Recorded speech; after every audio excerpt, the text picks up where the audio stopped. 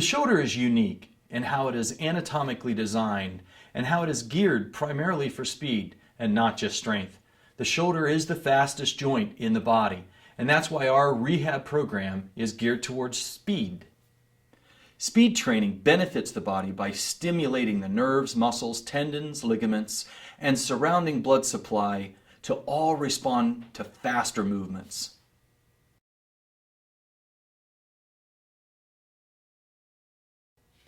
To begin, consider using a simple band that has two handles, or these types of treatment bands.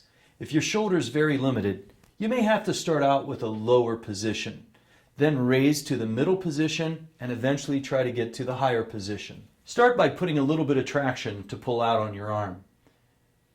Begin by doing concentric exercises with small 10-inch circles, going in both a clockwise and then a counterclockwise direction.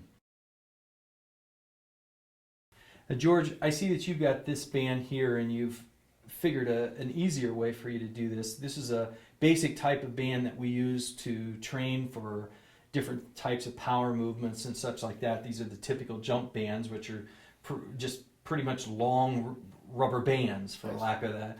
And as you can see, George has it wrapped around the back of his wrist, and it comes out through these fingers here, and that's from that position where he's going to be able to attach this.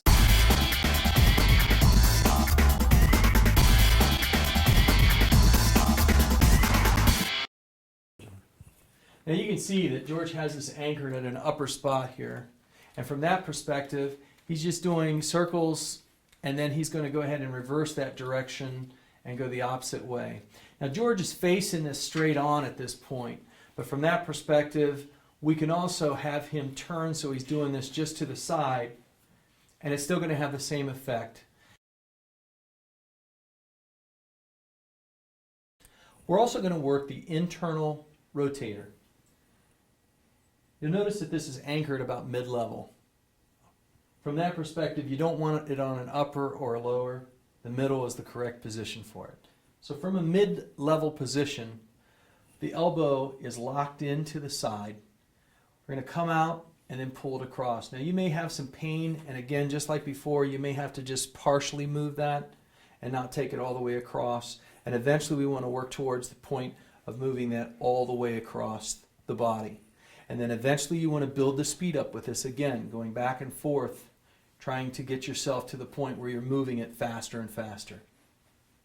Working the external rotator, you'll find that this is extremely difficult. A lot of people have a tendency to want to try to elevate their arm out. It's helpful sometimes to have somebody pin that elbow against your side there.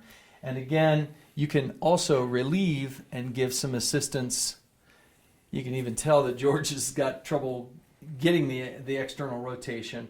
But again, you want to start this off in the point of trying to do partial movements and then get to the point where you're getting to going faster and faster once you've developed that full range of motion, and trying to do the explosive movements for, again, 10 seconds, then 20 seconds, and then going into 3 sets of 30 seconds.